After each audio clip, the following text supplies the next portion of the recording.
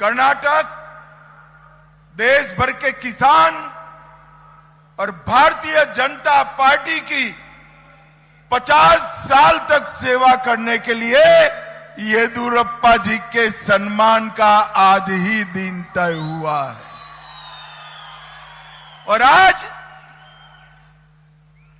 हमारी विचारधारा के अनुयायियों के लिए भारत माता को आराध्य मानकर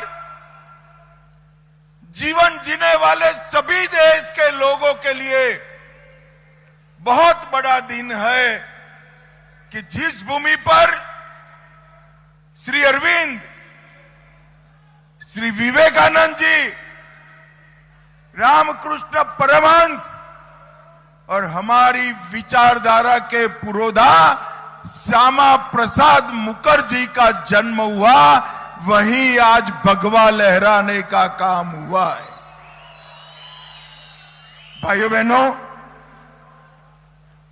मैं स्वागत समिति के अध्यक्ष और सभी मेंबर्स को हृदयपूर्वक एक और बात के लिए अभिनंदन करना चाहता हूं। कर्नाटक मैं 2014 से आ रहा हूं। कई मंच मैंने पूजनीय संतों के साथ साझा किए हैं। येदियुरप्पा जी के व्यक्तित्व के कारण आके आज एक ऐसा मंच हमारे सामने है जहां सभी मत संप्रदाय के स्वामी जी है। और ये बात पूरे कर्नाटक के लिए, पूरे देश के लिए एक संदेश लेकर जाती है कि जो आप इस प्रकार का जीवन जीते हो तो मत, संप्रदाय और किस जाति के आप स्वामी जी हो, इस किस जाति के अनुयायी आपके फॉलोअर है, इसको देखे बगैर सभी लोग आज एक मंच पर एकत्रित आए हैं। ये भी बहुत बड़ी बात है। मैं आज सबके अलग अलग नाम लेने की जगह जिन्होंने कर्नाटक की पवित्र भूमि पर धर्म को पकड़ कर रखा है, धर्म के आधार पर समाज का हमेशा मार्गदर्शन किया है और यहां पर अनेक प्रकार की शिक्षा से लेकर, पोषण से लेकर अनेक सामाजिक प्रवृत्तियां भी ये महान स्वामी जियों के मठों से हुई है।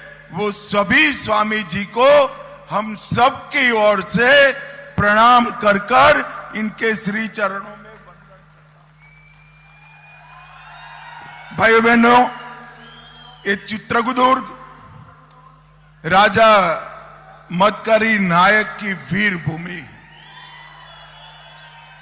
अभी कुछ दिन पहले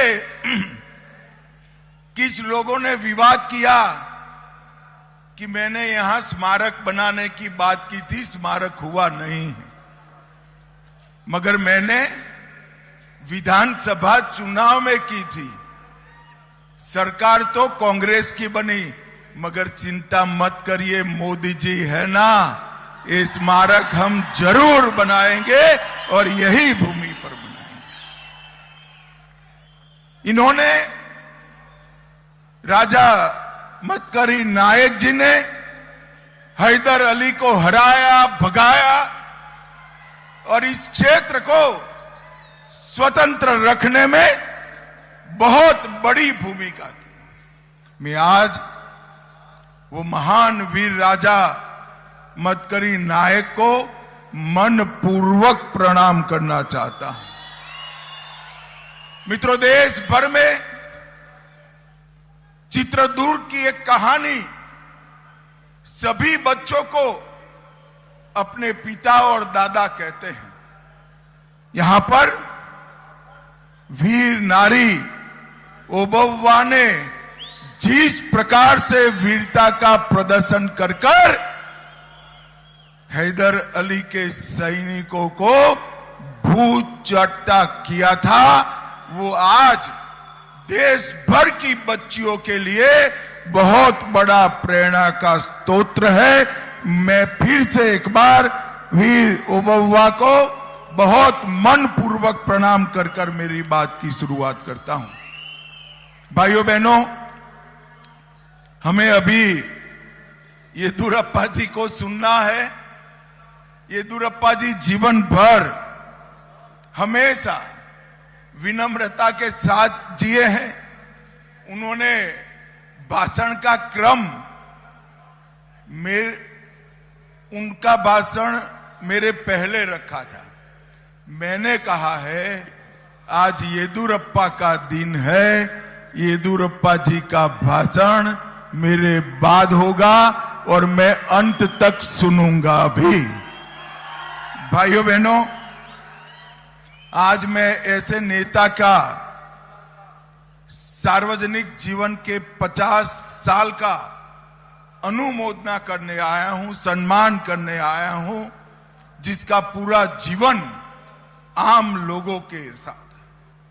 मगर जो राजनीति में युवा आना चाहते हैं उनको मैं जरूर कहूंगा कि येदियुरप्पा के 5 दशक के सार्वजनिक जीवन और सार्वजनिक जीवन में विशेषकर संघर्ष का जरूर अभ्यास करिए।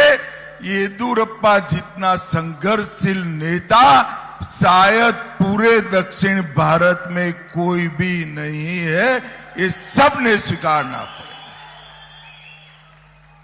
इन्होंने भारतीय जनता पार्टी के माध्यम से काम करते करते ही जन सेवा ही प्रभु सेवा है, ये मंत्र को चरितार्थ करा और किसान का कल्याण ही राष्ट्र का कल्याण है, इस सूत्र को भी चरितार्थ करने का काम श्री येदियुरप्पा जी ने किया है। एक चावल मिल के अंदर क्लर्क की नौकरी करने वाले व्यक्ति ने अपने यशस्वी जीवन में 4 बार कर्नाटक जैसे राज्य के मुख्यमंत्री बनने का सौभाग्य हासिल किया है। राजनीति में 2 प्रकार के नेता होते हैं। एक नेता होता है जो रास्ता बना है वो रास्ते पर चलकर अपनी मंजिल पूरी करे, और जो दूसरा नेता होता है जो कुछ कर जाते हैं वो होते हैं कि अपना रास्ता खुद बनाकर दूसरों के लिए रास्ता बनाने का काम करे। श्री येदियुरप्पा का जीवन इसी प्रकार का जीवन। एक साधारण युवक के रूप में शिकारीपुरा से जब उन्होंने यात्रा शुरू की, उनके पास कोई बैकग्राउंड, राजनीतिक बैकग्राउंड नहीं था। एक साधारण व्यक्ति नैतिकता के सहारे आइडियोलॉजी को आगे कर कर किस प्रकार से आगे बढ़ सकता है, उसका उदाहरण श्रीमान येदियुरप्पा है। उनकी इच्छा शक्ति, संघ के संस्कार और राष्ट्र ही सर्वोपरि है, ये उनका विचार पूरा जीवन का ध्रुव वाक्य रहा। 83 में वो पहली बार शिकारीपुरा से विधायक बने और उनका जीवन बंद एसी कमरों में बैठकर फाइलें क्लियर करने में नहीं गया। गांव-गांव स्टेट ट्रांसपोर्ट की बस, कुछ न मिला तो साइकिल पर भी येदियुरप्पा ने पूरे कर्नाटक का दौरा कर कर यहां भारतीय जनता पार्टी को मजबूत किया। बगैर हुक्म का आंदोलन जब उन्होंने चालू किया, भूमिहीन किसानों को जमीन का हक दिलाने के लिए, तब काफी लोगों को लगता था कि ऐसे आंदोलनों से कांग्रेस जैसी मजबूत पार्टी का क्या हुआ। मगर उन्होंने हजारों किलोमीटर पद यात्राएं कर कर किसानों के मन में अपने अधिकार को प्राप्त करने की एक अहलेक जगाई और वहीं से येदियुरप्पा जी किसान नेता के रूप में जाने गए। 75 में आपातकाल के खिलाफ संघर्ष में भी मुखर कर हिस्सा लिया। शिवमोगा और बेल्लारी की जेल में रहे और लोकतंत्र की ये लड़ाई में येदियुरप्पा जी ने युवा अवस्था में ही बहुत बड़ा योगदान दिया। मित्रों, येदियुरप्पा जी के साथ मैंने 3 चुनाव में प्रचार किया है।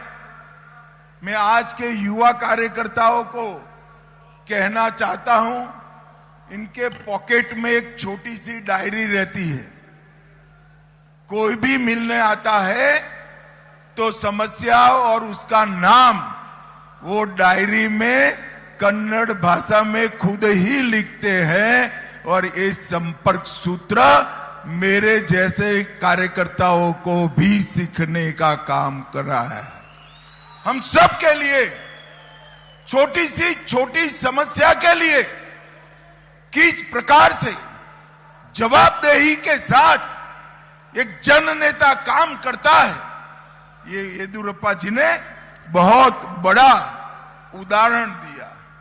जब भी भारत का राजनीतिक दलों का इतिहास कोई लिखेगा, भारतीय जनता पार्टी का इतिहास लिखेगा, तो दक्षिण भारत में भाजपा को आगे बढ़ाने वाले नेता में येदियुरप्पा जी का नाम निश्चित रूप से सुवर्ण अक्षरों से लिखा जाएगा। भाइयों बहनों, जब जनसंघ बना, भाजपा बना, तब एक विचार प्रचारित किया गया कि दक्षिण में कभी भाजपा आगे नहीं बढ़ सकती। और येदियुरप्पा जी ने दक्षिण में भी पहले उप मुख्यमंत्री और फिर मुख्यमंत्री बनकर दक्षिण के लिए भारतीय जनता पार्टी के दरवाजे खोलने का काम श्रीमान येदियुरप्पा ने किया। 85 में जब हमारी 2 सीटें हो गई, तब येदियुरप्पा जी लगन के साथ भाजपा के विकास के लिए लगे रहे हैं और 2008 में भाजपा की दक्षिण की पहली सरकार बनाने का काम येदियुरप्पा जी ने किया। मित्रों, मैंने विधानसभा चुनाव में कर्नाटक का बहुत डिटेल दौरा किया है। कई गौरवशाली मठ, कई शिक्षा संस्थान, कई बड़े बड़े धार्मिक नेताओं की समाधियां, कई स्वतंत्र सेनानियों की समाधि पर मैं गया हूं।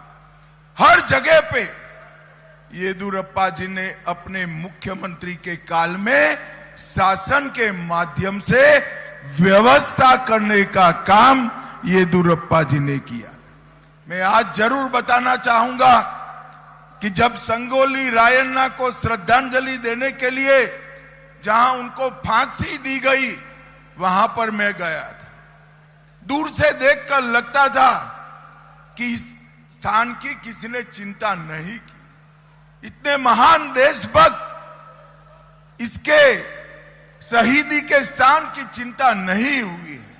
मगर मैं अंदर गया, छोटा सा बागीचा, शुद्ध पीने का पानी, बैठने के लिए कुछ बेंचेस लगे हुए थे और उनका संगोली रायन्ना का पूरा इतिहास वहां पर लिखा हुआ था। मैंने वहां पूछा कि भाई ये किस सज्जन ने किया था? येदियुरप्पा जी मेरे साथ में थे। उन्होंने हाथ जोड़कर कहा, आपके साथ खड़े हैं वो येदियुरप्पा जी ने करा। मित्रों, ये जो भाव समाज जीवन के प्रेरणा स्थानों को शासन आगे बढ़ाए, वो भाव उसी में हो सकता है जो समाज को प्यार करता है, समाज को आगे बढ़ाने के लिए काम करता है। देश भर में किसान बजट रखने की शुरुआत भी श्री येदुरप्पा ने की।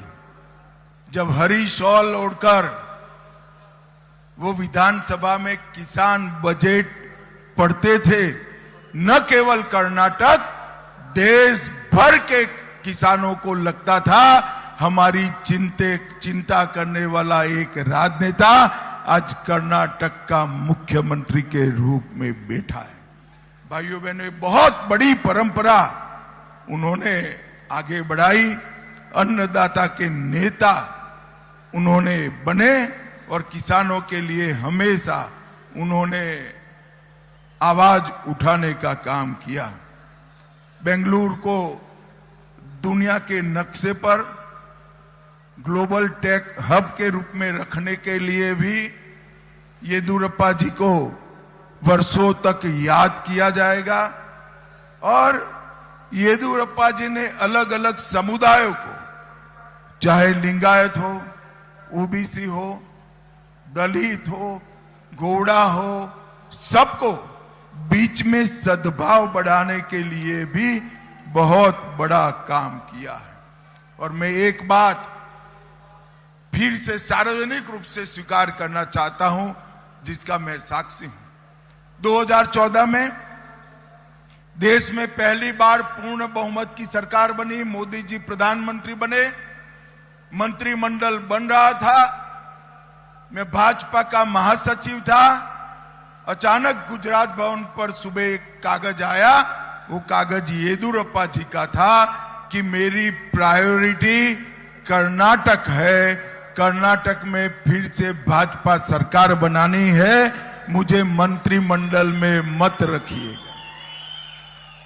भाइयों बहनों, मैंने ऐसे भी लोग देखे हैं जो मंत्री बनकर राज्य में मुख्यमंत्री बनने का प्रयास कर रहे हैं, मगर येदुरप्पा जी ने मंत्री पद ठुकराकर भाजपा के आंदोलन को लीड कर राज्य में मुख्यमंत्री बनने का निर्णय किया।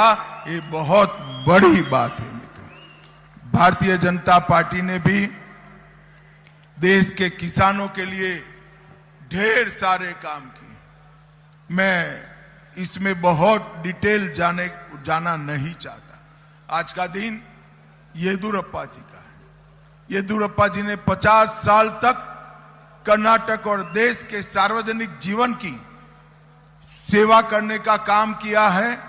और मैं तो मंच पर चढ़ते ही ये मंच देखकर आनंदित भी हुआ और आश्चर्यचकित भी हुआ।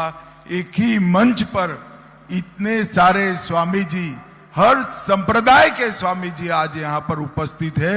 ये येदुरप्पा जी के प्रति सबका सम्मान कितना है, इसका परिचायक है। मैं येदुरप्पा जी को अंत में बहुत बहुत शुभकामनाएं देना चाहता हूं। आप शतायु हो, आपका स्वास्थ्य अच्छा रहे और लंबे समय तक आप कर्नाटक भारतीय जनता पार्टी का मार्गदर्शन करते रहे, यही मेरी शुभकामना है। और जो युवा कार्यकर्ता किसी भी दल के हो, जो राजनीतिक क्षेत्र में काम करना चाहते हैं, वो सभी को भी मैं अपील करना चाहता हूं कि येदुरप्पा के जीवन से हम सबको जरूर कुछ न कुछ सीखना चाहिए। ये अपील कर मेरी बात को, वाणी को विराम देना चाहता हूं। और अंत में इतना बड़ा समुदाय येदुरप्पा जी के स्वागत के लिए यहां आया है और देश भर की जनता के मन में भी बंगाल में भगवा लहराने का परम आनंद है। मैं आज कर्नाटक के चित्रदुर्ग में इकट्ठा हुए सभी लोगों की ओर से बंगाल की जनता को हृदय पूर्वक नमन, प्रणाम और धन्यवाद कर मेरी बात को समाप्त करता हूं। वंदे मातरम। ಶ್ರೀ ಬಿ.ಎಸ್. ಯಡಿಯೂರಪ್ಪ ಅವರ ಜೀವನವನ್ನ ಹಾಗೂ ಮುಕ್ತ ಕಂಠದಿಂದ ಶ್ಲಾಘಿಸಿದ್ದಾರೆ. ಈಗ Shri Amit Shah, I would request Shri Amit Shah ji to kindly accept the felicitations on behalf of the entire citizen fraternity.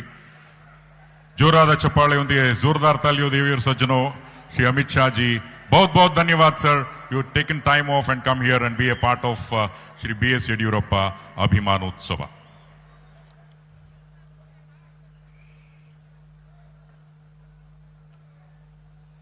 ಪ್ರತಿಯೊಬ್ಬರೂ ಸಹ ಶ್ರೀ ಬಿ ಎಸ್ ಯಡಿಯೂರಪ್ಪ ಅವರಿಂದ ಕಲಿಯೋದಿದೆ ಅನ್ನುವಂತಹ ಮಹತ್ತರ ಅಂಶವನ್ನು ಸಹ